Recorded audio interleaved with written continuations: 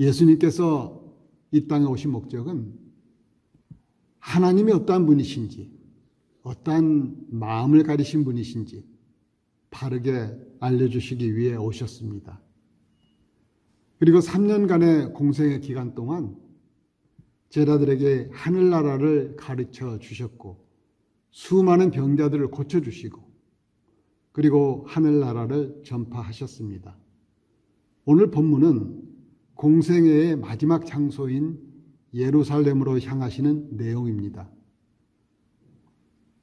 예수님께서는 십자가가 기다리고 있는 예루살렘을 향하여 앞서 가시면서 감난산 근처 벳바게와 나사로를 살리셨던 베다니로 가까이 가셨는데 그곳에서 두 제자를 맞은편 마을로 보내시면서 말씀하시기를 그리로 들어가면 아직 아무도 타보지 않은 나귀 새끼가 매어 있는 것을 보리니 풀어오라.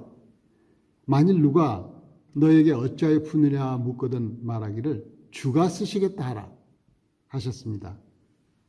아직 아무도 타보지 않은 나귀 새끼는 깨끗하기 때문에 거룩한 목적으로 사용될 수 있습니다. 그리고 주님께서 말씀하신 것처럼 나귀 새끼를 풀 때에 그 임자들이 어찌하여 나귀 새끼를 푸느냐 이렇게 묻습니다. 제자들이 주께서 쓰시겠다 대답하니 두말 없이 바로 순종하며 내어줍니다. 이것은 우리의 삶의 자세와 존재 목적을 깨닫게 해주는 모습입니다. 그러므로 우리도 세상에 매여 있는 상황에서 풀림을 받아 주님께 쓰임받는 자로 내어드리기를 소망합니다. 방금 전에 불렀던 내 주의 뜻대로 행하시옵소서 이 찬송가는 주님께 모든 주권을 바치겠다는 의미로 그 속에는 참 기쁨과 보람과 생명이 있습니다. 우리가 정말로 주님을 사랑한다면 그분이 원하시는 것을 기꺼이 내어드려야 할 줄로 믿습니다.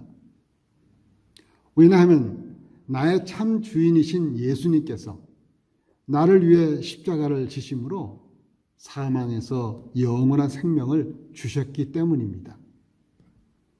이제 35절에서 그것을 예수께로 끌고 와서 자기들의 겉옷을 나귀 새끼 위에 걸쳐놓고 예수를 태우니 가실 때에 그들이 자기의 겉옷을 길에 펴더라.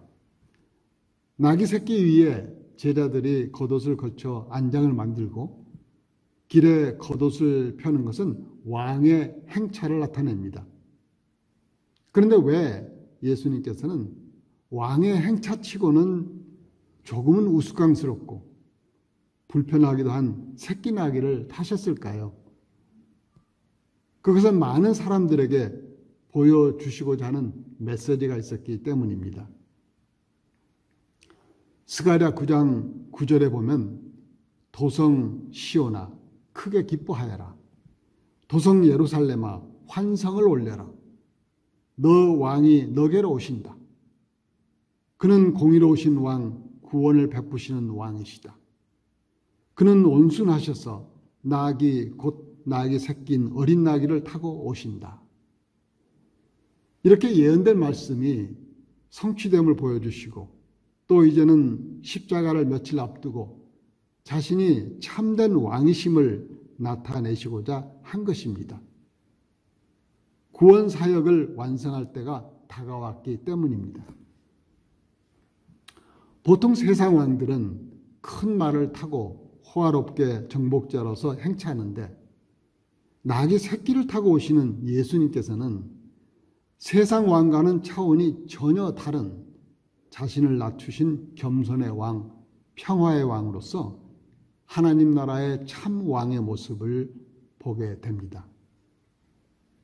37, 38절에 이미 감난산 내리막길에 가까이 오심에 제자의 온 무리가 자기들이 본 바 모든 능한 일로 인하여 기뻐하며 큰 소리로 하나님을 찬양하여 이르되 찬송하리로다 주의 이름으로 오시는 왕이여 하늘에는 평화요 가장 높은 곳에는 영광이로다 하니 여기서 그들이 환영하는 이유는 예수님께서 오병이어로 5,000명을 먹이셨고 죽은 나사로를 살려내시고 그 외에도 많은 기적들을 행하시는 것을 보았기 때문에 이제 예수님께서 예루살렘에 입성하면 그들은 다윗 왕국 같은 나라가 당장에 나타날 줄로 생각했기 때문입니다. 당시 로마 지배 아래에 있던 유대는 로마로부터 해방시켜줄 다윗 같은 왕, 메시아가 나타날 것을 기대했던 것입니다. 즉 정치적 메시아를 기대하며 예루살렘에 입성하시는 예수님을 환영하고 있었던 것입니다. 그래서 마태복음 21장 9절에 앞서서 가고 뒤에서 따르는 무리가 소리 높여 이르되 호산나 다윗의 자손이여 찬송하리로다. 주의 이름으로 오시는 이여 가장 높은 곳에서 호산나 하더라. 이렇게 기록되어 있는데 여기서 호산나는 지금 구원해 주소서라는 뜻인데 이 환호는 영적인 메시아를 기대하는 환호가 아니고 정치적 메시아로서 그러한 왕으로 환호하였던 것입니다. 십자가가 임박한 이때 제자들도 누가 더 높으냐를 두고 다투었던 것을 보면 이들도 역시 예수님의 고난에 대해 깊이 깨닫지 못하고 있었습니다. 또 39, 40절을 보면 무리 중 어떤 바리새인들이 말하되 선생이여 당신의 제자들을 책망하소서 하거늘 대답하여 이르시되 내가 너희에게 말하노니 만일 이 사람들이 침묵하면 돌들이 소리 지르리라 하시니라. 여기서 예수님은 자신이 참 메시아임을 모든 피조물, 즉 돌들도 환호할 지경인데 어찌하여 유대 지도자라는 사람들은 모르고 배척하는지에 대하여 안타까운 심정을 드러내신 것입니다. 여기서 우리는 예수님을 대하는 두 종류의 사람들을 봅니다. 환호하는 사람들과 배척하는 사람들입니다. 그런데 문제는 환호하는 사람들 중에 많은 사람들이 며칠 후 예수님을 십자가에 못 박으라고 외칩니다. 여러분들은 이 새벽에 주님께 기도하러 오셨기 때문에 주님을 배척하는 분들은 분명히 아닙니다. 그러나 저와 여러분의 마음 보호자에 항상 누가 앉아 있는지는 확인해 보아야 합니다. 왜냐하면 우리는 말씀에 순종하다가도 어느새 마음속에 내 자신이 왕으로 앉아있기 때문입니다. 41절에 가까이 오사 성을 보시고 우셨는데 이는 신앙의 중심지인 예루살렘이 불신앙으로 인해 멸망할 것을 생각하시고 예수님께서 우신 것입니다. 지금도 예수님께서 오늘날의 세상을 보시고 우시지 않을까요? 주님은 누가복음 18장 8절에서 이런 말씀하십니다. 인자가 올 때에 세상에서 믿음을 보겠느냐? 이렇게 하셨는데 매우 슬픈 말씀입니다. 그러므로 지금 내가 믿음을 잘 간직하고 있는지 자신을 돌아보아야 할 때입니다. 이제 42절에서 44절을 보면 예수님께서는 오늘 너가 평화의 길을 알았더라면 얼마나 좋았을까. 그러나 너는 그 길을 보지 못하는구나 하시면서 한탄하셨습니다. 그리고 또 예수님께서는 보살핌을 받는 날을 너가 알지 못함이라 하셨는데 이것은 하나님이 너에게 찾아온 때를 너가 알지 못하였다는 그런 의미입니다. 그 결과 예수님의 말씀대로 예루살렘은 AD 70년 로마의 티투스 장군이 점령하여 아이들까지 학살하고 성전을 불태웠으며 돌 하나도 돌 위에 남지 못하고 완전히 파괴되었습니다. 이것을 미리 아신 예수님께서는 우실 수밖에 없었던 것입니다. 사실 하나님은 우리에게 찾아오셨습니다. 우리의 마음 문을 두드리고 계십니다. 우리가 문을 열면 주님께서 들어오셔서 우리와 함께 먹고 마시며 살게 됩니다. 그러나 알지 못하고 배척하면 심판을 면하지 못하게 될 것입니다. 이제 45, 46절을 보면 예수님께서는 성전에 들어가셔서 장사하는 자들을 내쫓으시며 그들에게 이르시되 기록된 바 내 집은 기도하는 집이 되리라 하였거늘 너희는 강도의 소굴을 만들었도다 하셨는데, 성전에 들어가 보니 장사하는 자들이 제사장들과 결탁하여 여러 모양의 부조리 속에서 부당 이득을 취하고 있었던 것입니다. 성전은 하나님이 임재하신 곳으로 기도하는 집인데 소위 지도자라는 사람들의 사기와 착취의 온상이 되었기 때문에 주님께서는 강도의 소굴을 만들었다고 분노를 터뜨리신 것입니다.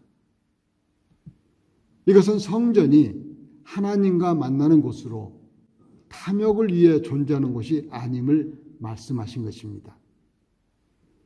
바울은 고린도전서 6장 19절에서 너의 몸은 너희가 하나님께로부터 받은 바 너의 가운데 계신 성령의 전인 줄을 알지 못하느냐 하며 성령님이 계신 곳, 바로 우리 몸을 성전이라고 하였습니다. 그러므로 화려한 건물이 교회가 아니고 예수님을 주로 고백하는 믿음의 사람들이 바로 교회이며 성전인 것입니다. 이제 47절에서 예수께서 날마다 성전에서 가르치시니 대제사장들과 서기관들과 백성의 지도자들이 그를 죽이려고 꾀하되 백성이 다 그에게 귀를 기울여 들으므로 어찌할 방도를 찾지 못하였더라 이렇게 했는데, 여기서 대제사장들, 서기관, 백성의 지도자들은 유대인의 의회인 산헤드린의 구성원들로서 이들에게 종교 문제에 관한 결정권이 있었습니다. 그러나 이들이 성전을 강도의 소굴로 만든 장본인들이므로 예수님께서 성전을 정화하신 것은 이들과 직접적인 충돌을 일으키는 계기가 되었고 이것이 예수님을 십자가의 죽음으로까지 몰고 가게 됩니다. 이제 겸손의 왕, 평화의 왕으로 오신 예수님을 우리 마음에 모시고 내가 기도하는 집이 되어야겠습니다. 우리가 세상의 탐욕과 죄악된 소리에 마음을 빼앗기는 것은 성전인 우리 마음을 강도의 소굴로 만드는 것이므로 세상 소리에 흔들리지 말고 마음을 새롭게 함으로 변화를 받아 예수님께서 마음껏 쓰실 수 있는 저와 여러분들이 다 되시기를 축원하며 말씀을 마치겠습니다.